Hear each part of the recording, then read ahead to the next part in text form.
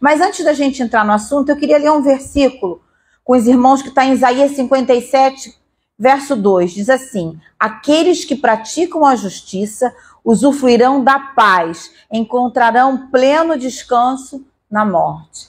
Deus quer nos dar paz e vida abundante, praticar a justiça de Deus e amar o que Deus ama e aborrecer o que Ele aborrece. Que a gente venha entender e que a gente seja agente dessa transformação na vida de outras pessoas. Amém? Por isso que nós vamos estudar sobre a ferida do adultério. E nós vamos começar com Provérbios 7, 22, 23. Diz assim: ele acompanhou a moça, tal como o boi que caminha para o matadouro, como a corça que cai numa armadilha, à espera apenas da morte, quando o caçador atirar nela, como o pássaro que entra no alçapão, sem saber que nunca sairá vivo de lá. Provérbios 7, 22 e 23. Aqui é uma figura, usando o comportamento do reino animal para mostrar o que acontece com as pessoas que atravessam essa linha. Né? A Bíblia diz que a prostituição é um pecado que é no nosso corpo. É no nosso corpo. Existem pecados, irmãos, que encurtam a nossa vida. E o adultério é um deles, né? Aí nós vamos abrir lá, não está na apostila, mas eu queria ler com vocês Provérbios 6. Sim. Provérbios 6, 32, 33. Diz assim: mas o homem que comete adultério não tem juízo. Qualquer pessoa que assim procede, a si mesmo se destrói. Sofrerá ferimentos e vergonha, e a sua humilhação jamais se apagará. O que está dizendo aqui? Aquele que comete não tem juízo, não tem entendimento. Vai agir no afã da vontade da carne. Então, o que ele vai acontecer com ele? Ela se destrói. O adultério, ela destrói o adultério. Seja do homem ou da mulher, destrói a nossa vida, destrói os relacionamentos, afeta as nossas finanças e é um caminho de morte. Ele vai dizer, sofrerá ferimentos e vergonha, a nossa carne vai ser ferida com enfermidade, com doenças psicossomáticas e por aí vai. E a sua humilhação jamais se apagará. Deus perdoa o nosso pecado, mas a consequência do pecado a gente tem que aprender a lidar com ela. Aí que entra a correção de Deus. A gente amar a correção do Senhor para que Deus nos coloque de novo no caminho de santidade. Todos nós somos passíveis de erro e de pecarmos. Basta a gente reconhecer e se autoexaminar. Não é assim que a gente faz quando vai tomar a ceia do Senhor? Participar da mesa do Senhor é uma bênção, mas a gente tem que se examinar para ver se em mim existe algum caminho de morte, algum caminho mau, para que eu seja digna do sangue de Jesus. Nós carregamos o sangue do Senhor Jesus, né? Hoje, essa ferida do adultério é uma epidemia dentro e fora da igreja. Porque depois da década de 60, que começou a pílula, que começou o sexo livre, é o que mais nós temos. Antigamente as coisas eram feitas debaixo do tapete. Agora é assim, à vista de todo mundo, e isso ainda vai para as redes sociais. E se nós não tivermos entendimento, né, nós vamos acabar nos contaminando com essas coisas. E nós precisamos detectar o problema e ajudar as pessoas a saírem desse lugar. Porque muitas vezes as pessoas chegam, eu já escutei isso, mas eu me apaixonei. Gente, a ciência diz que uma paixão dura em torno de 3 meses a 2 anos no máximo. É onde a gente liberta todos os nossos hormônios, todas as substâncias que vão dar prazer, a dopamina, a serotonina, a ocitocina, tudo isso a gente vai liberando no nosso cérebro, para a gente estar num estágio de alegria, de felicidade, pela circunstância. Porém, depois a ficha cai. E muitas vezes o adultério é anunciado, né? O divórcio, o adultério é anunciado no momento do namoro, quando começa a fornicação. O que é fornicação? É sexo antes do casamento. O casamento, a palavra de Deus diz que a Bíblia começa com o casamento, né? E vai terminar nas bodas do Cordeiro. O casamento é uma bênção para nos santificar. E ao sermos santificados, nós conseguimos sermos alegres e felizes e proporcionar isso na vida do nosso cônjuge, ou a esposa ou o esposo. E nós precisamos entender que a nossa felicidade não pode depender da vida do outro que habita com a gente. Quando a gente tem esse movimento, nós vamos perecer. Porque a nossa felicidade está no Senhor. E aí, no Senhor, eu aprendo a ser uma pessoa sábia. No Senhor, eu aprendo a ter entendimento. E diante disso, eu vou me alegrar com tudo aquilo que o Senhor vier a me proporcionar. Então, a gente diz que a falta de entendimento, a gente vai nos entregar aos nossos impulsos e vai cegar a nossa emoção, cegar o nosso entendimento e vai fazer a gente fazer coisas que a palavra de Deus condena. E o adultério é uma delas, né? E o adultério vai carregar consequências. Essas consequências, às vezes, esses tópicos aqui que eu separei, uns vão ser mais do que outros, mas essas consequências virão. E essas consequências, se não forem tratadas, se não forem perdoadas, se não forem crucificadas, elas vão para a próxima geração. Se os irmãos observarem, muitas vezes a gente vai conversar com um irmão, aí você diz assim, a irmã diz assim, mas olha, eu estou vivendo um momento difícil, meu marido adulterou, ainda está no adultério, aí você vai puxar o histórico. Quase sempre tem uma história de adultério na família, o pai ou a mãe, um casamento disfuncional, e aí você vai ver que isso vai atingindo a próxima geração. Quando a gente não resolve o problema, quando a gente não perdoa, a gente repete numa proporção pior. E quando a gente não resolve aquele problema do pecado, esse pecado vai fazendo um caminho de destruição, vai criando cadeias de iniquidade. E sair disso, irmãos, dá trabalho. Requer muito esforço, muita dedicação, oração, intercessão, que é diferente de oração. Quando você ora, você apresenta para Deus. Quando você intercede, você se coloca no lugar da pessoa. Você começa a sentir o sentimento até às vezes do pai em relação àquela circunstância. E aí o Senhor vem e ouve a nossa intercessão.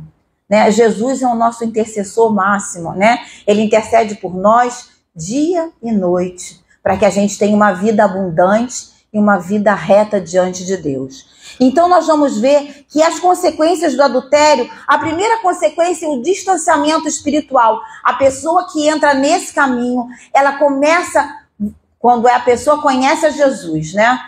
Ela vai entrando nesse caminho, ela vai se distanciando, ela começa a faltar à igreja, ela começa a se afastar da comunhão, que é onde Deus ordena a bênção.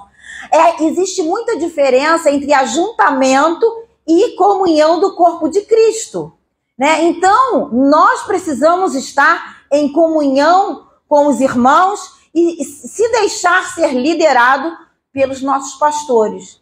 E isso, irmão, requer humildade e disposição. A pessoa que entra nesse caminho, ela vai se distanciando, ela começa a faltar, ela começa a não se apresentar, ela vai perdendo a alegria de estar na casa de Deus. Por quê? Aquela atitude que ela tomou, aquele pecado que ela está praticando, está sendo aquilo que é mais importante para ela. Ela começa a dar vazão à carne. Às vezes começa com uma mensagenzinha no celular. Homem começa a fazer um elogio para aquela mulher, ou então aquela mulher começa a sentir a necessidade da sensualidade. O que é sensualidade? É a idolatria do próprio corpo, do próprio sentimento. É uma idolatria que Deus abomina. A pessoa começa a se vestir decotado, com roupa marcando, querendo mostrar isso. Quando eu vejo uma pessoa assim, eu entendo um pedido de socorro. Socorro, eu preciso ser vista. Socorro, eu preciso ser desejada. Socorro, eu preciso ser amada. Mas faz de um jeito que Deus não aprova, produzindo no coração de pessoas que estão ali sentimentos de desejo e de posse, sem ter. Sabia que a única nudez que você tem acesso é do seu cônjuge. E hoje em dia a gente vê isso aí, as pessoas indo para filmes pornográficos. Eu já escutei, mas eu preciso apimentar a relação mal, Porque se você precisa desse recurso, você está muito errado. Isso traz muita destruição. Começa a haver uma quebra de comunicação e uma quebra da aliança, porque entra uma terceira pessoa no relacionamento. E Deus abomina. A única terceira pessoa que está no relacionamento é o Espírito Santo, o Senhor Jesus. Amém? Então nós precisamos vigiar isso. Então começa assim, às vezes, com coisas tão sutis. Ah, não tem problema, eu vou botar uma coisa assim decotada, não tem problema. Tem problema sim, porque a roupa vai comunicar quem você é. Como você se veste vai passar uma imagem para outra pessoa que está vendo. Se você se veste que você vê de Gênesis, Apocalipse, tá mal, você precisa se consertar. Aí não adianta a igreja impor tarefas, você que tem que entender isso. Você precisa entender que você não pode produzir no outro, nem o homem, nem a mulher. A pastora aqui fez uma pregação, pena que não foi gravada. E outro dia eu estava vendo uma reportagem, as roupas masculinas estão todas sendo cortadas com corte feminino, a calça super justa, a pessoa sai, sei lá, parece até que tá difícil de comprar roupa. Outro dia eu fui comprar uma calça pro meu marido, o manequim dele, quando chegou em casa, parecia que dava 2 Mários. Eu não prestei muita atenção, não abri assim, peguei e vi pelo número. A calça deu em mim. Eu falei, gente, o que é isso? A calça deu em mim. E ficou melhor do que se tivesse comprado uma calça feminina. Ou seja, a gente tem que ter cuidado em tudo aquilo que a gente fizer. Então começa a ver esse distanciamento. 1 Tessalonicenses 5,19. Não extinguais o Espírito. Com isso a pessoa vai apagando a chama do Espírito Santo, vai se distanciando de Deus e vai ficando cada vez mais longe. E vai sendo dominada pelo pecado. A Bíblia diz que os nascidos de novo, nós que nascemos de novo, o pecado não terá domínio sobre a minha vida. Eu recebo o poder do alto para resistir e permanecer até que o Senhor venha. Eu recebo poder para não pecar. Amém? E esse poder tem que ser atuante na minha vida. E quando eu peco, o sinal vermelho acende e eu preciso ir para a cruz, eu preciso reconhecer e eu preciso retomar o caminho da verdade. Amém? Começa a produzir uma desordem no casamento. Que desordem? Ciúmes doentio, medo de perder, falta de confiança. Muitas vezes se torna crônico. A pessoa começa a ter ciúmes de tudo. Tem ciúmes com quem fala, às vezes nem é com outro sexo oposto. Tem ciúmes até da família. Isso é muito mal. Eu já vi pessoas que têm ciúme do marido com a mãe, do marido com os filhos, do marido com os irmãos, que é tudo para si.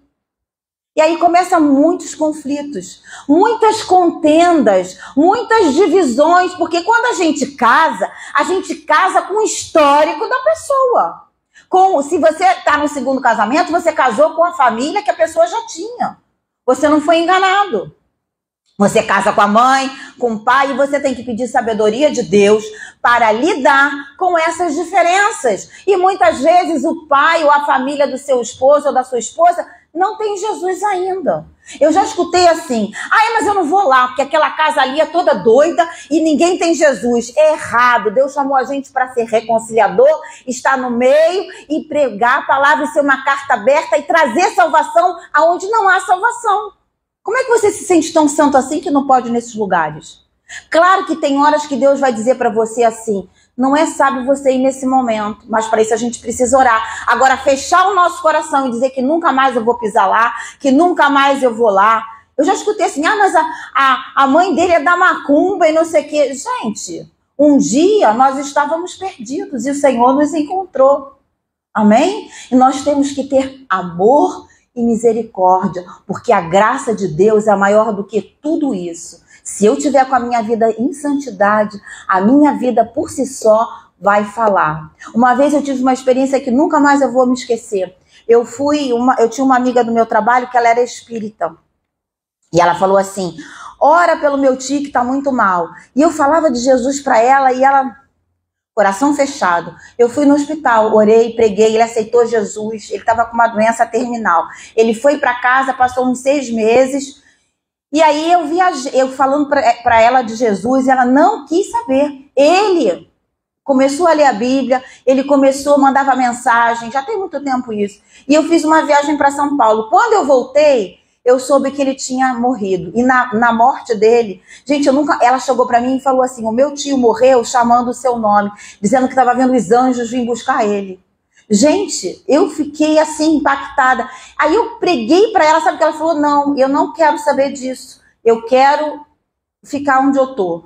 Aí eu parei para pensar, eu falei, gente, ela não era do Senhor e ela ajudou na salvação dele. Aquilo deu um nó na minha cabeça, ou seja, Deus faz como Ele quer. Quando a pessoa realmente se rende, o Senhor faz um milagre. Por isso a gente não pode não ir. Entenderam? A gente tem que ir, o nosso papel é ir. Não fazer divisão, nem contenda, nem ciúmes, nem desprezo, porque isso traz conflito e desespero. E Deus é um Deus que tem ciúme de nós, mas em termos de zelo, não em ciúmes, querer de posse, querer tudo para si. E o adultério causa isso. Quando a pessoa adultera, você pode ver, quando começa muito ciúme, você vai puxar a história. Tem um pezinho lá na traição e no adultério que às vezes está encoberto e precisa ser revelado para ser arrancado, curado, perdoado, redimido, para que haja vida e haja aliança. Porque o adultério é a quebra de uma aliança. É a quebra de uma aliança. Às vezes a gente escuta assim, mas olha só, eu não vou poder contar, se contar ele vai me matar, eu vou perder meu casamento. Já perdeu. No momento que houve adultério, você já quebrou a aliança. Se você quebrou a aliança, você tem que fazer tudo de novo. A aliança está quebrada, está partida. Deus não habita no meio do lixo. Deus é santo. Deus requer de nós arrependimento genuíno. Amém? Então, isso é como se fosse... Já viu naquela ferida? Que quem é enfermeira sabe que às vezes tem uma ferida, aí você às vezes esfrega assim para sair... toda a secreção, o pus, aí vem aquele sangue vivo, vai falar assim, agora vai dar bem, vai começar a nascer pele, vai cicatrizar, vai orar. Não adianta botar pomada em cima daquilo que está infeccionado. Tem que expulsar tudo que não é legal, tudo que é podre, tudo que é lixo, para que Deus construa onde foi assolado. Deus limpa a eira, limpa o lugar assolado e edifica no Senhor. E aí sim o poder de Deus vem, a graça de Deus vem e faz tudo de novo, amém? Então um dos sintomas é desordem emocional. Endemoniza o leito conjugal, isso é muito grave. Eu já vi pessoas que quando estão casadas sabem que a traição ou da mulher ou do homem permanecem mantendo o relacionamento com essa pessoa com a desculpa que Deus abomina o divórcio. Deus abomina o divórcio e o repúdio. Depois nós vamos fazer um estudo sobre isso. A diferença de divórcio e de repúdio. Nós vamos ver que ao você admitir uma terceira pessoa no seu leito conjugal, você tem um leito com mácula. Você tem um leito contaminado. E aqueles espíritos ali do adultério, né? Eles vão fazendo uma transferência de um corpo para outro e você vai ver enfermidades, perturbações psicológicas, depressão, tudo que você possa imaginar. Às vezes o marido vai lá fora e trai a mulher com uma pessoa que às vezes nem é da igreja. Aí nós vamos ver vários tipos de traição. Imagina você, outro dia eu estava contando que isso foi real. Lá onde eu morava, lá em Portugal, vieram pedir para mim uma ajuda para eu visitar uma pessoa no hospital de pessoas com problemas problemas psiquiátricos, né? Um médico muito famoso. E aí, gente, diante do que aconteceu, eu fiquei sem saber como orar. Depois eu fui pedindo a Deus misericórdia. Pensa numa pessoa que dizia assim, minha mulher e minha mãe se dão muito bem. Um dia ele voltou para casa e pegou no flagrante o quê? A mulher com a mãe na cama dele. Que traição violenta. Existem vários tipos de traição, nós vamos ver isso aqui. Então nós vamos ver que endemoniza o leito conjugal. Às vezes, eu já falei aqui, a pessoa tem uma enfermidade, quando você vai ver, essa enfermidade passou para a mulher também. Por quê? Porque o marido foi lá fora, traiu a mulher, se prostituiu, né? Teve acesso à nudez de outra pessoa. Às vezes não foi com pessoa, foi com pornografia. A pornografia interrompe o sexo no casamento, a pornografia quebra a aliança. As pessoas assim, mas eu vou ver um filmezinho assim, não tem problema. Tem, porque a única nudez que você tem que ter acesso é a nudez do seu marido e da sua esposa. Se você está tendo acesso a outra nudez, você precisa colocar isso diante do Senhor e pedir perdão. Amém, irmãos? Isso é muito sério. Isso traz consequências para o nosso corpo. Enferma o nosso corpo. Enferma a nossa carne. Porque a Bíblia diz que os dois serão o quê? Uma só carne. No momento que há uma quebra de aliança, a nossa carne começa a ser ferida. Começa a ser ferida, sim, com enfermidade. E quando há separação, há o quê? A nossa carne é rasgada. Porque imagine, se você colar essa folha aqui nessa, com bastante cola, se eu quiser assim tirar, o que vai acontecer com a folha? As duas vão sair intactas? Claro que não. Todas vão sair o quê? Feridas e sem a forma original. É isso que acontece no adultério, é isso que acontece no divórcio. Nós vamos ver isso aqui. Então, irmãos, se nós somos uma só carne, vamos honrar isso. O nosso leito tem que ser sem mácula.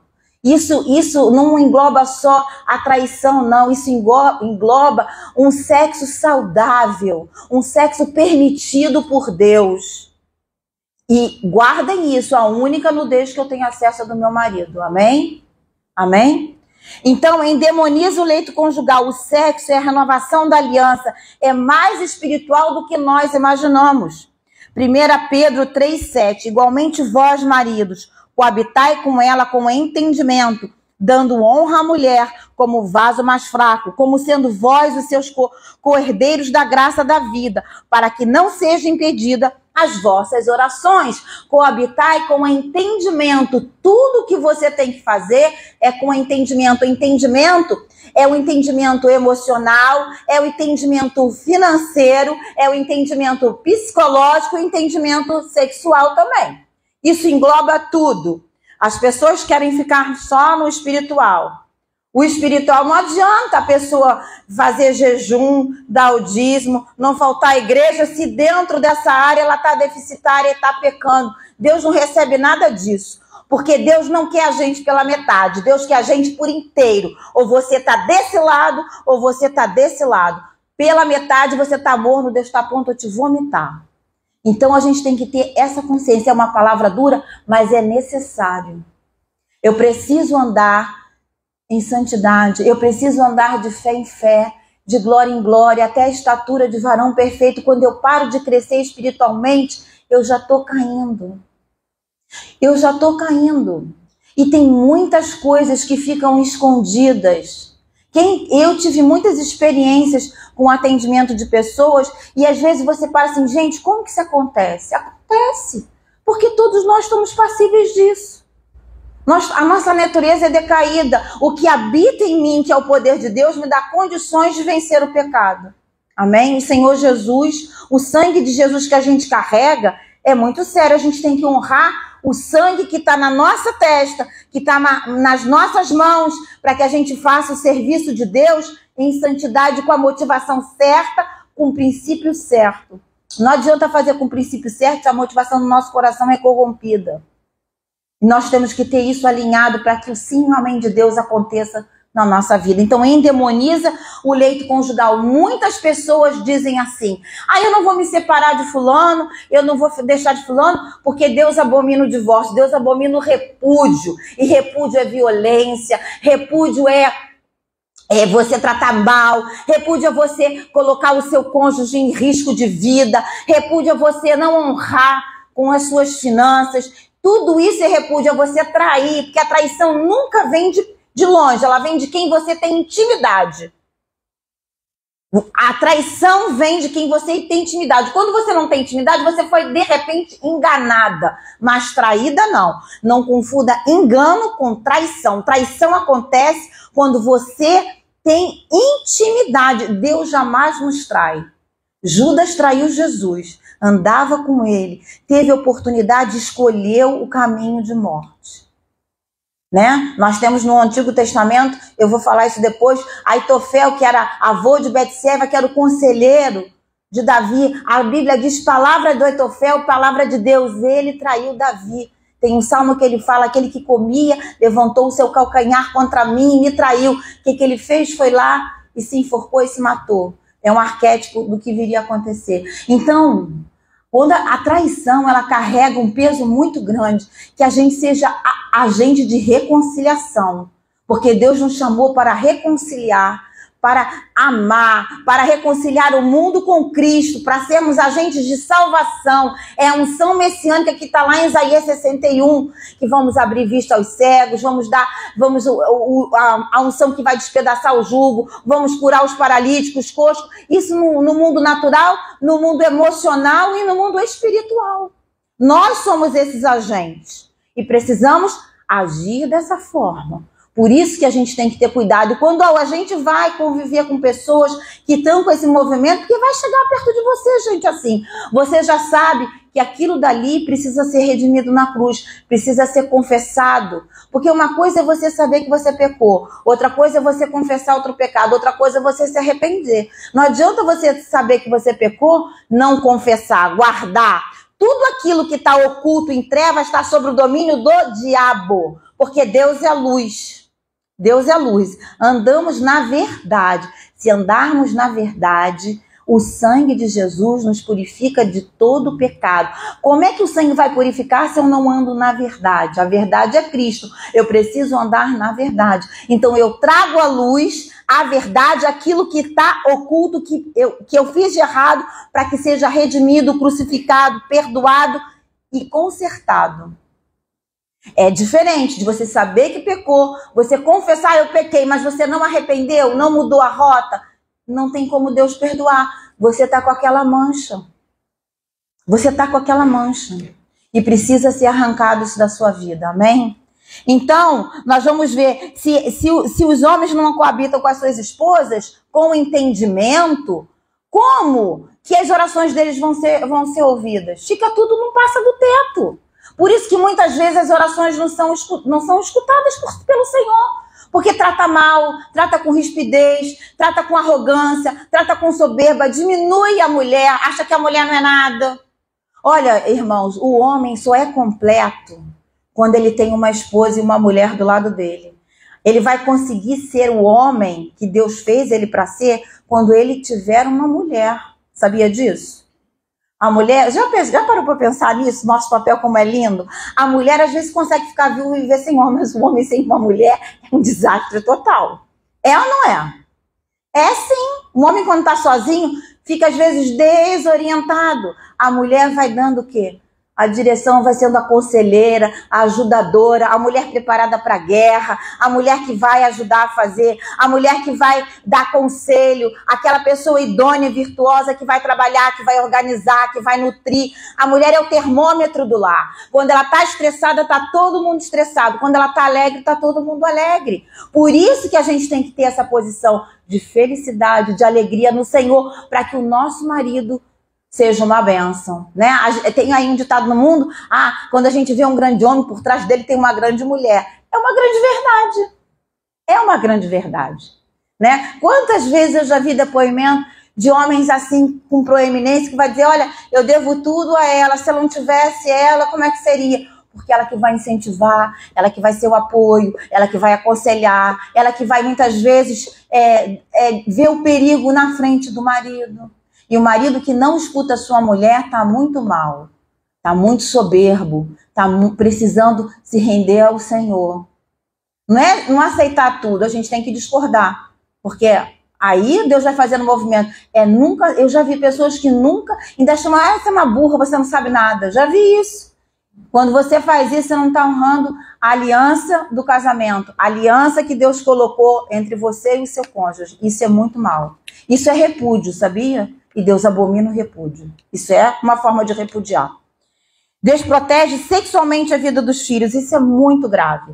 Quando entra o adultério, você vai ver. Pode pesquisar. Quando você vai atender pessoas que foram abusadas na infância, ou pessoas que estão com a crise de identidade, não sabe se é homem ou se é mulher, pode ser tudo. Hoje a pessoa quer ser dálmata, vai ser dálmata. Hoje a pessoa se sente um cachorro, bota não sei o que lá, bota roupa, anda de quatro, tem essas coisas doidas, né? Coração de animal, coração brutal, né? Parece que fica com o coração contaminado, endurecido pelo pecado, e não tem entendimento de nada. O entendimento, sabe o quê? Instinto de animal. Então a pessoa, você vai ver, pode buscar tem uma história de adultério na família, ou o pai adulterou, ou a mãe adulterou, ou os dois adulteraram também, aí a criança fica desprotegida. A sexualidade do menino ou da menina é marcada pela proteção do pai, é o pai que vai dar esse norte. E muitas vezes, se você olhar, você conversa com qualquer pessoa na prática homossexual, você vai ver, tem uma história de abandono familiar, ou paterna ou materna. A criança não construiu a sua identidade na primeira infância. E aí ela fica desprotegida. Desprotege. A nossa santidade protege a próxima geração. Não foi assim? Por amor de Davi, Deus não destruiu Salomão completamente. Por amor à nossa vida, Deus abençoou até 1000 gerações. Já pensou quão grande é a nossa responsabilidade em função dos nossos filhos? Irmãos, vamos andar em santidade para que a próxima geração seja abençoada pela minha vida e pela sua vida.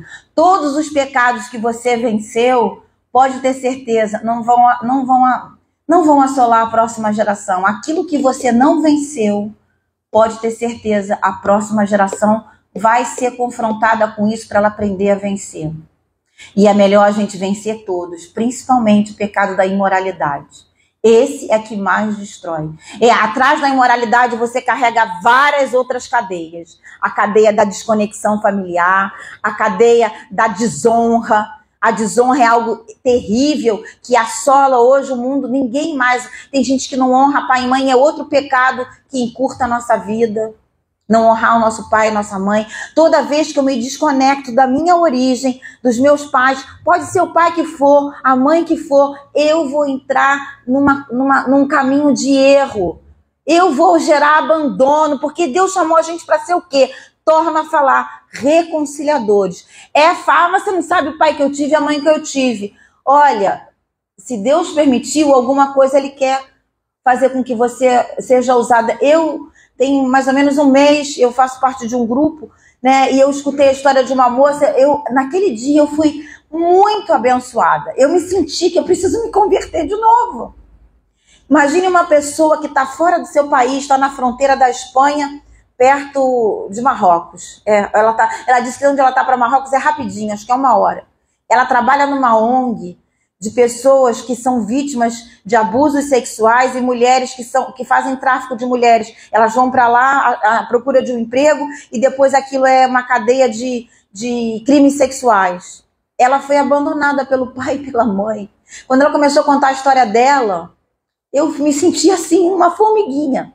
Como aquela mulher foi restaurada e como ela promove com a dor dela a restauração na vida de outras pessoas. A Bíblia diz que com o mesmo consolo que eu recebi, é com esse que eu vou consolar. Então, joga o vitimismo fora. Joga e diz, Senhor, eis-me aqui. Aquilo que mais eu fui ferida, é nisso que o Senhor vai me usar. Aonde eu fui ferida vai ser o meu testemunho. Eles venceram pelo sangue do Cordeiro, pelo seu testemunho. Deus nos chamou para ser testemunhas dele. Então, nós não vamos olhar para a nossa dor. A dor vai ser curada na cruz. Todos nós temos diversos tipos de dores. Ou de abandono, ou de traição. Alguém aqui já foi traído alguma vez, se não foi pelo marido, pela esposa, às vezes foi pelo trabalho, foi por alguém que era muito próximo. A gente não pode se fazer de vítima, a gente engole isso. Crucifica no Senhor, se alegra no Senhor e sabe o que é a dor de uma traição. Ela sabe o que era a dor do abandono. Ela sabe o que é a dor de uma rejeição. Por isso, Deus está usando ela exatamente nessa área. E que trabalho lindo, como tem recuperado mulheres que vão para lá com promessas e são enganadas e entram numa cadeia de prostituição, mas são resgatadas. Gente, Deus me preparou para sermos resgate na vida de outros, amém?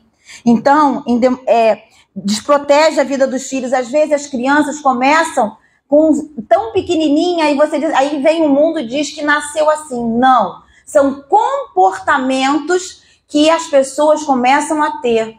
E todo o cérebro da gente aprende por velocidade e repetição. Guardem isso, o nosso cérebro aprende por velocidade e por repetição. Eu já falei isso aqui. Quando você entra no chuveiro para tomar banho, você pensa se você vai lavar primeiro o ombro, ou se vai lavar primeiro a cabeça, ou se vai lavar primeiro o pescoço. Não, você já entra já no automático, não é isso? Porque o seu cérebro já aprendeu por velocidade, por repetição, que é assim que faz. Quando você quer desinstalar um comportamento errado, você tem que reprogramar a sua mente, reprogramar os seus pensamentos. Por isso que Deus diz lá na palavra dele, você tem que renovar a sua mente para que você possa experimentar a boa, perfeita e agradável vontade de Deus. Sem renovação da mente, você não experimenta a boa, a perfeita e agradável vontade de Deus. Por isso que diz que Deus tem pensamentos a nosso respeito bons, a gente tem que mudar os nossos pensamentos. Mudando o pensamento, muda o sentimento. Mudando o sentimento, muda o comportamento. Então, essas crianças, elas começam com comportamentos repetitivos e vão aprendendo aquilo, vão se acostumando com aquilo, vão se acostumando com essa coisa de ser efeminado ou a menina masculinizada. E a gente vai vendo essas distorções crescendo dia após dia. Porque lá atrás, onde começou isso, a gente tem que atacar onde começou.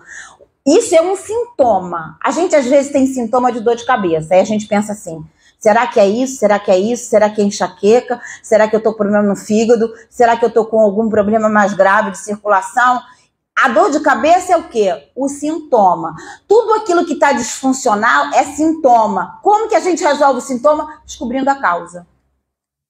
E a causa, às vezes, está tão encoberta que a gente precisa clamar o sangue de Jesus para nos mostrar onde começou essa disfunção e essa distorção.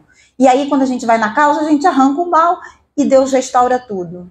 Senão você fica andando em círculo, andando em círculo. Aí você é como você tomar uma aspirina. Você toma uma aspirina, passa dor de cabeça. Dali a 2 dias você tem. Aí você faz uma oração assim, você acha que está tudo bem. Não está tudo bem. Volta outra vez. E aquilo não saiu. Aí fala assim, mas eu já orei, já fiz, já não sai. Porque você só está tratando o sintoma, não está tratando a causa. E muitas vezes o adultério faz isso, desprotege a vida sexual dos filhos, amém?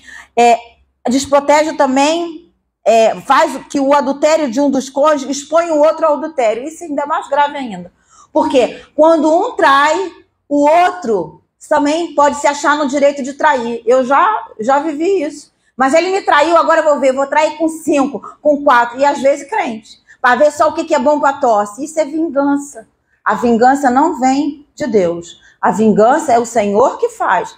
Julga entre eu e ele. Foi assim que Davi fez. Davi não se levantou contra Saul. Ele colocou para Deus, o Senhor é que sabe o que ele vai fazer. É o Senhor que vai julgar todas as coisas. A vingança, se a gente tem um coração vingativo, a gente precisa pedir a misericórdia de Deus para que Deus arranque isso de nós. Porque quando alguém faz alguma coisa contra a nossa vida, seja a mais simples ou a mais complexa, entrega para o Senhor. Mas você não sabe, olha, eu não quero saber. Se ele fez aquilo, o problema está com ele. Eu quero estar livre. Cada vez que eu me ligo a essa tragédia, que eu fico ali remoendo, lambendo essa ferida, eu estou desconectada com o Senhor, eu estou desconectada com as pessoas que estão ao meu redor, eu fico só naquilo, só naquilo. Isso se gera, sabe o quê? Obstinação. A obstinação é a mesma coisa que idolatria e feitiçaria. Sabia disso? Sabia disso? Eu escuto assim, mas ele fez isso, agora vai ver só. Gente, pelo amor de Deus, fez isso, olha, isso tem a ver com ele. Ele teve essa emoção, ele teve esse sentimento não bom. Então, deixa com ele. Eu vou orar para que Deus revele, mas aquilo não vai me atingir. Não é? Não tem uma máxima aí que não é o que fazem com você, é o que você faz com o que fazem com você? Exatamente, é com o que você faz. Mas isso aí é muito difícil, porque a gente não tem sangue de barata. Tem que aprender a ter sangue de barata. Isso aí que eu falei, é um comportamento. Sabe por quê? A ansiedade vicia. Eu já contei isso aqui na aula passada, que eu tinha uma amiga que chegava para mim e falava assim, se eu não tiver um problema, eu não me sinto viva. Eu falava assim, pelo amor de Deus, eu não quero ter problema. E ela dizia, eu preciso ter problema. Quando ela não tinha, ela arranjava um. Quando ela, às vezes, arranjava 2, 3, ela produzia esse problema. E tem muita gente viciada em ansiedade. Eu tenho ansiedade, aí vê problema em tudo, vê pelo em ovo. Gente, vamos ter uma vida mais leve. Se a pessoa fez isso, deixa ela com aquilo que é dela. Entendeu? Deixa pra lá. Não pode me atingir, eu quero estar bem, eu não quero que isso venha. Porque olha só, isso traz a raiz de amargura para o nosso coração. E a amargura bloqueia a graça de Deus. A amargura bloqueia a graça de Deus. E tem muita gente doente porque tem raiz de amargura. E nem sabe que tem. E isso bloqueia a graça de Deus. A pessoa não consegue viver na alegria, está sempre com perturbação, está sempre sendo vítima. Aí quando você vai conversar com a pessoa tem aquela postura, você não sabe o que me aconteceu, aí cai a cara, você começa logo a ver. Você aprende neurociência, quando você olha muito para cima, você está buscando uma memória. Quando você olha para um lado, você está falando brocando uma emoção, você está falando a verdade. Quando você olha para o outro lado, você está tentando inventar uma história. Tem gente que faz a leitura do rosto da pessoa. Você vai aprendendo. Aí a pessoa fica com aquela cara caída, o ombro caído, tem uma postura...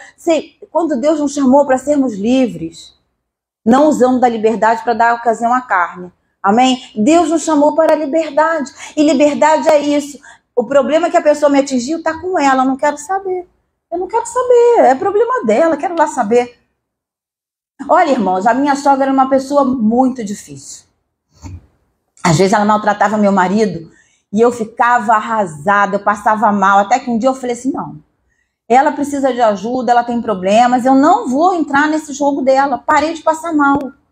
Ela falava cada coisa que eu olhava. Teve uma última vez que ela falou pra mim assim, eu quero morrer. Aí eu falei, ok, você quer morrer? Mas tem que morrer com Jesus, senão vai pro inferno. Então tá bem, vamos orar. Pra você aceita Jesus, se arrepende, papai. Mas você quer ainda morrer? Quero morrer. Eu falei, então ok, você pode morrer à vontade. Mas depois que aceitar Jesus, se arrepender, não sei o quê. Irmãos, eu falei tudo aquilo, eu orei com ela. Passado 4 dias ela morreu dormindo. Mas foi pro céu. Entendeu? Então, a gente tem que até ter cuidado quando as pessoas vêm falar coisas pra gente e a gente rebater, a gente ficar assim, raivosa. Eu já fiz isso muitas vezes, até que Deus falou assim, não, esse não é o caminho, esse é o caminho que está te atingindo. E você sai do normal, você fica desconectada, fica nervosa, para no hospital com 20 de pressão, porque eu não aguentava ver aquilo me atingia, não era comigo, aquilo me atingia. Isso não trouxe benefício para mim, em nenhum momento. Então... deixa a pessoa com o problema dela, amém? Desprotege. O adultério expõe o outro à mesma situação. Aí um trai, o outro trai também. E às vezes, um que trai nunca disse que traiu. Aí de repente aparece um que traiu e fala assim, agora eu confesso. Já atendi pessoas assim. Agora eu confesso que lá atrás, há 5 anos atrás, há 6 anos atrás, eu também adulterei. Ou seja, ele abriu uma porta para que esse espírito de mentira e do adultério entrasse no casamento e fizesse a festa. Depois que a mulher traiu, ele resolveu confessar que ele traiu também. Então, quando há traição, você expõe o outro marido, a esposa ou o esposo, a esse tipo de comportamento. E aí, isso gera muitos problemas que a gente está vendo. Afeta a vida financeira. A vida financeira, a pessoa começa a desviar o dinheiro para outra coisa. Às vezes, começa a comprar roupa compulsivamente, começa a gastar dinheiro com salão, com lipoaspiração, quer botar boca de botox, sei lá, o dinheiro é desviado. O dinheiro é desviado. Não, às vezes é para amante mesmo. Quando vai ver, comprou carro, comprou tudo para a mulher, não dá nada. Ou vice-versa. Ou vice-versa. Eu atendi um casal acima de qualquer suspeita. Pensa naquele homem lindo, que parece um homem fotográfico, parecia até a foto de Jesus, todo louro, de olho azul, de 1,90 m. Ele traiu a mulher e ela descobriu através de um cheque que ele passou sem fundo. Aí eu fui lá apagar um incêndio. Olha, irmãos, eu fiquei com tanta misericórdia dele, eu falei, por que eu tenho tanta pena dele e não tenho pena dela? Eu fiquei perguntando para Deus. Claro, ela já tinha feito essas coisas. E depois, para consertar isso, olha, não foi brincadeira. Não foi brincadeira. O dinheiro começa a ser desviado e começa a faltar tudo. Às vezes o homem vai colocar esse dinheiro na pornografia. Antigamente comprava revista, agora é na internet. Tá na mão, tá 2 minutos, dá 1 minuto da mão do celular. São as conversas, são as coisinhas, né? Às vezes você vai também atender uma pessoa que ela ainda não tem um divórcio, não tá, o que tá ligado na terra tá ligado no céu, o que tá desligado na terra tá desligado no céu. Ela começa a querer entrar numa outra aliança, sendo que ela tá pendurada em outra aliança, não tá com a vida resolvida. Isso é adultério, sabia? E tá assim, ó. Ah, mas eu já estou separada. Não tá, não. A aliança foi quebrada, mas ainda não foi dissolvida completamente. A carta de divórcio é uma norma. Mas nem sempre uma norma é aquilo que Deus quer. Por exemplo, no nosso país não tem a lei do aborto, a não ser que a pessoa seja violada. Mas em países aí, não sei se foi na Argentina ou na França, que acenderam luzes comemorando a lei do aborto. É lei? Então, se é lei, eu posso usar, só que Deus abomina isso. Entenderam a diferença? Então, a vida financeira vai sendo afetada. E o homem adúltero, você pode ter certeza, eu já vi, no final da vida dele, ele fica sem nada, perde tudo. Se ele não se arrepender, se ele não redimir isso, ele vai ficando pobre, vai ficando sem nada e morre totalmente amíngua. A sua humilhação jamais se apagará. Davi adulterou, a gente fala até hoje do que ele fez. É muito sério o adultério. O adultério implica no princípio ativo do escândalo e da decepção. Há escândalos. A Bíblia diz que era melhor, quando a pessoa tem Jesus, que o escândalo não viesse, mas que viria. Que era melhor tu colocar uma corda no pescoço e se jogar. Isso é o suicídio. A pessoa acaba se suicidando. O adultério está sempre acompanhado da mentira. E quem é o pai da mentira é o diabo. Porque a pessoa começa a sustentar uma mentira. Essa mentira tem que ser sustentada contra outra mentira. A outra mentira tem que ser sustentada contra outra mentira. Aí a pessoa que descobre já não aguenta a traição. Ainda tem que descobrir as mentiras. E é uma mentira seguida da outra. Quando você vai ver, é uma cadeia de mentira. E a pessoa está debaixo desses escombros, e para você arrancar ela de lá, requer ajuda de outra pessoa, e a pessoa sai toda ferida e toda destruída emocionalmente, fisicamente, financeiramente, espiritualmente. Isso é muito sério, e a gente não pode ser conivente com isso. Não pode. Eu já vi cenas que a mulher falou assim, eu não separo porque Deus abomina o divórcio, aceitou uma terceira pessoa no casamento e a vida dos filhos é destruída e morreu destruída. A Bíblia diz que a gente não deve reprovar as obras infrutíferas das trevas. E às vezes nem receber na nossa casa. As pessoas esquecem desse versículo. A gente não pode ser conivente com o pecado. Amar o pecador e abominar o pecado. Amar o pecador. Tem misericórdia daquela pessoa que foi. Hoje a gente vê às vezes pastores caindo, parece que a pessoa bota no jornal, bota na internet, fala bem feito, olha como é que ele fez, ele não tem isso, mas você não sabe a história. Você não sabe o que levou ele a fazer isso, porque você tá acusando e tá botando isso pra frente. Você ora e você ajuda a pessoa a sair desse lugar. Você ajuda essa pessoa. Lembra quando aconteceu, eu já falei isso aqui, quando aquele homem veio falar para Davi, olha, Samuel é morto, aqui está a coroa dele. O que Davi falou assim? O quê? Você se alega por um valente que caiu em Israel, matou a pessoa. E às vezes eu vejo gente se alegrando, ó, viu, bem feito, viu, ganhava dinheiro, caiu, agora esse assunto aí do carnaval. Gente, passa isso para frente, você não sabe a história. Para de querer julgar quando você não sabe a história. Seja misericordioso. Você já sabe a história, a consequência do adultério. Mas você não sabe o que levou a pessoa a fazer isso. Então vamos ser misericordiosos e vamos tentar tirar essa pessoa desse lugar. Desse lugar. Porque também poderia ser você. Isso não está longe de nós, irmãos. Amém? Então faz isso. Então vamos ver que tudo que você... Lucas 12, 13. Tudo que foi dito no escuro será ouvido na claridade. O que se cochichou dentro de casa será anunciado do telhado para que todos ouçam. Ninguém ganha uma guerra contra a verdade. Né? Se o crente ora, se a pessoa que está sendo traída ora, você pode ter certeza que aquilo virá tudo na sua mão. Sem o seu esforço, porque Deus ama a verdade. E quando você souber a verdade, você tem que se posicionar na verdade e contra a mentira. Muitas vezes eu vejo que Deus não mostra a verdade porque a pessoa prefere ficar na mentira. A pessoa prefere aquela acomodação de não tomar atitude e bota a culpa em Deus, bota na conta de Deus. Ah, mas eu não vou separar porque Jesus é contra o divórcio e não sei o quê, e aceita uma terceira pessoa na cama. Às vezes 4. Às vezes 5. Sim, porque tem gente que vai traindo com a torcida do Flamengo inteira. E aí as pessoas falam assim pra mim, ah, mas olha só, é assim, a pessoa não se envolveu emocionalmente, deixa a pessoa ir lá. Gente, deixa a pessoa ir lá, você vai ver o que vai acontecer com a sua vida. Vai ficar destruída, porque está sendo conivente, não deixa a pessoa ir lá. Deus é um Deus de ciúmes com zelo. Deus tem zelo pela minha vida e pela sua vida.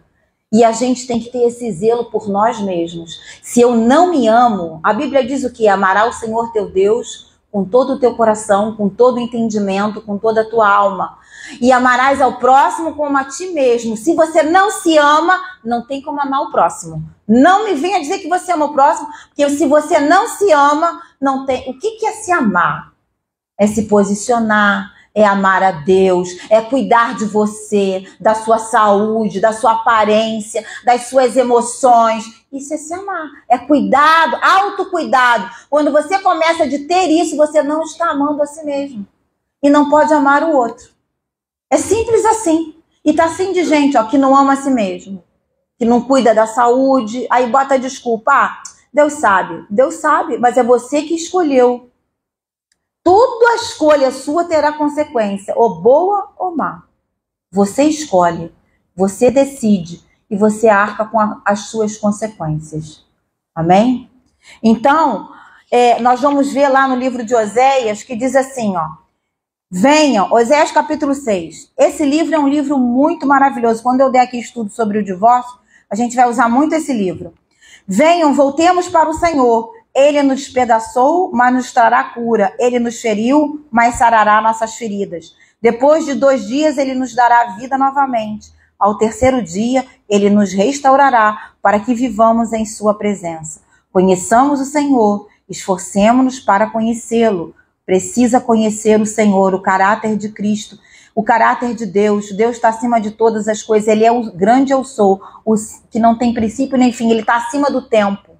Nós vivemos nesse tempo. Deus está acima do tempo. Deus é onisciente, onipresente, onipotente, está acima de todas as coisas, acima da nossa vida, acima daquilo que a gente quer para nos conduzir em triunfo, amém? A Bíblia diz que Deus nos conduz em triunfo. Tão certo como nasce o sol, ele aparecerá, virá para nós como as chuvas de inverno, como as chuvas de primavera que regam a terra. Quando você conhece o Senhor, a chuva é bênção. Deus vai fazer chover na sua vida, no seu trabalho, na sua casa, nas suas emoções, e você vai triunfar.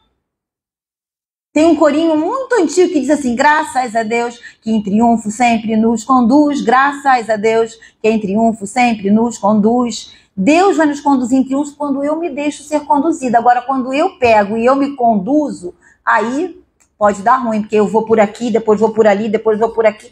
Quando Deus fala assim, ó, tem uma frase aí que diz assim, que o maior fracasso é ter sucesso naquilo que Deus não aprova. Tem muita gente tendo sucesso naquilo que Deus não aprova, só que lá na frente vai bater. Aí depois é como um castelo que foi feito na areia, vai desmoronar tudo. Aí a pessoa diz assim, mas eu achava que eu estava fazendo bem. Aí quando você vai ver os princípios e a motivação, é tudo fora da palavra de Deus. E não vai dar certo. Então, vamos conhecer o Senhor. Que possa fazer com você, Efraim? Que posso fazer com você, Judá? Seu amor é como a neblina da manhã, como o primeiro orvalho que logo evapora. Deus está perguntando para nós, o que Ele pode fazer conosco? O nosso amor é assim, que é bom quando está tudo bem? Ou então é um amor volátil, né? Um amor que quando me convém eu amo, quando não me convém eu não amo. Quando me convém, eu amo. O amor de Deus é incondicional. E Deus quer trabalhar esse amor na nossa vida. Incondicional nas nossas relações familiares, nas nossas relações trabalhistas e nas nossas relações dentro da casa do Senhor, principalmente. Amém? Não podemos nos alegrar quando um valente cai. Isso é filisteu. Nós somos do reino de Deus. Amém? Por isso eu os despedacei por meio dos meus profetas e os matei com a palavra da minha boca. Os meus juízos reluziram como relâmpago sobre vocês, pois desejo misericórdia e não sacrifícios, conhecimento de Deus em vez de holocausto. Ou seja, o que Deus quer? Misericórdia, não sacrifício. Não adianta ser religioso, você precisa ter uma vida com Deus. Não adianta fazer jejum se você oferece para Deus a metade do que você tem. A metade do seu tempo, a metade do seu conhecimento, você não busca o Senhor. Deus quer nos restaurar por inteiro. E a gente não pode ser... tem que aprender a lidar com os juízos de Deus. Hoje a gente vê muito, vem para a tarde da bênção, a tarde da prosperidade, e Deus vai fazer isso, Deus vai fazer aquilo. É uma bênção a gente escutar essas palavras de ânimo, mas a gente tem que também aprender a lidar com a correção e o juízo de Deus, porque elas vão produzir frutos, vão produzir caminhos retos, vão produzir vida abundante. E eu quero viver uma vida abundante. Quantas coisas Deus já arrancou de mim que eu achava que não era, que era certo e não era. Uma vez, irmão, já há muito tempo atrás, né? Eu achava assim, tá tudo bem, eu tô tendo visão, revelação, Deus fala comigo, eu não tô fazendo nada de errado. E um dia o Senhor falou para mim assim, olha, lê lá em Gálatas, que dizia assim, ó insensato Gálatas, quem vos livrará da ira vindoura, que tendo começado o Espírito está na carne. Quando eu li esse versículo, eu me tremi toda. Eu falei, meu Deus, eu estou fazendo algo de errado. E eu comecei a falar, Senhor, me ajuda, me ajuda. E Deus começou a mostrar, você fez isso, você está fazendo isso, você precisa consertar isso. Eu paralisei. E aí, sabe o que aconteceu? Nunca mais, olha, foi uma experiência tremenda com Deus. Eu me consertei naquilo que estava errado. E aí... eu não tinha mais revelação, eu não tinha mais visão do céu, não tinha mais nada. Eu falei, mas agora que eu me consertei, não tem, como é que é isso? Aí Deus começou a ministrar, me ensinando como é que funciona o reino. Nem sempre a gente é usado, a gente é aprovado. A gente precisa ser usado e aprovado por Deus. Quando a gente não é aprovado, a gente repete a prova. Não é assim no mundo? Você repetiu matemática, tem que estudar para recuperação, repete a prova, aí vem uma luta seguida da outra para você aprender naquela área que você precisa ser provado e aprovado. Todas as nossas obras vão ser passadas pelo fogo e o que a palha vai queimar. Se deixa passar pelo fogo. A Bíblia diz que o Senhor vai nos batizar com fogo, poder, e a gente quer poder, mas não quer santidade. Precisamos entrar nesse movimento. A ferida produzida pelo adultério fica internalizada, são necessárias exposição e intervenção divina. Para a restauração acontecer, precisa ocorrer verdade, assumir responsabilidades, confissão, arrependimento, transparência, mudança de caráter. Não tem como evitar a dor do cônjuge traído. Não tem como evitar. E lidar com essa dor precisa da sabedoria de Deus. Você vai ter que esperar a outra pessoa digerir a dor da traição. A pessoa tem que perdoar quem traiu e com quem ela foi traída. É muita coisa. Tem gente que tem facilidade de falar, tem gente que tem dificuldade, e a gente tem que respeitar esse momento. E não dizia, eu já disse, mas é crente ou não é crente? É crente, mas a gente também tem emoção, a gente tem que respeitar e ajudar a pessoa a entrar nesse caminho de perdão, porque perdão não é um sentimento, perdão é um mandamento. E quando a gente não perdoa, a gente repete numa proporção pior. E se a gente não perdoa, a gente às vezes não é perdoado e a gente também não se sente perdoado. Muitas pessoas também não se perdoam e carregam aquelas culpas. A culpa nos afasta de tudo que é a graça de Deus. Tudo que é o poder de Deus, a culpa. A gente tem que jogar a culpa no lixo. E pedir, Senhor, limpa o meu coração, purifica a minha alma.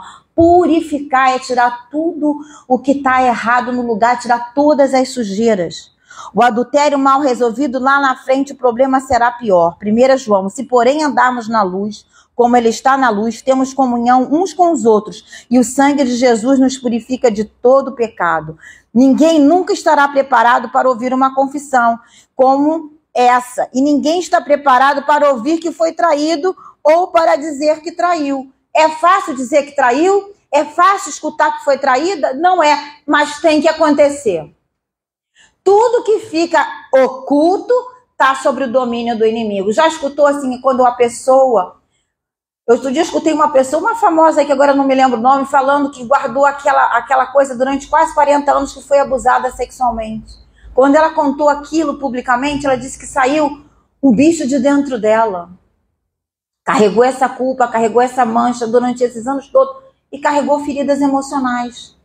Deus não quer que a gente carregue nada. O fardo do Senhor é leve, o jugo dele é suave. Amém, irmãos? O Senhor está aqui para nos ajudar a entregar tudo que a gente precisa entregar. Se você não entrega tudo que Ele te deu, como que Ele vai te dar tudo que Ele tem para te dar? Aprende a entregar tudo para que Ele te dê tudo que Ele tem para te entregar. É na entrega que Deus opera o milagre. Não foi assim? Abraão entregou Isaac e recebeu de volta. Não é assim? Quando eu aprendo a entregar tudo para Deus, o meu sofrimento, a minha mazela, as minhas debilidades, as minhas fraquezas, sou restaurada. Então, o adultério, ele produz tudo isso. Então, eu coloquei uma frasinha: o Espírito Santo só penetra nas nossas vidas na mesma profundidade que a cruz penetrou. Qual é a profundidade que a cruz tem penetrado na sua vida? A cruz é morte, né? Morrer é lucro e o viver é lucro também. Se eu estou crucificado com Cristo, eu sou uma nova criatura. O que é estar crucificado com Cristo? É estar um com Ele, é amar ao Senhor, aborrecer o que o Senhor aborrece e andar em retidão, em alegria. E isso é possível. Então, na próxima aula, nós vamos entrar nas etapas para a gente restaurar esse lugar assolado, de geração em geração. Eu vou passar um dever de casa. Quem está aqui, quem pode ler Isaías 61? Medita nesse capítulo todo de Isaías 61. Meditem nesse capítulo, que é a unção messiânica que está sobre a igreja. Nós fazemos parte dessa igreja, amém, irmão? Os lugares assolados, aquilo que foi assolado, o Senhor vai restaurar e restituir e reedificar. Porque recomeçar é mais difícil do que começar. Mas Deus é um Deus de novas oportunidades e novos recomeços, amém?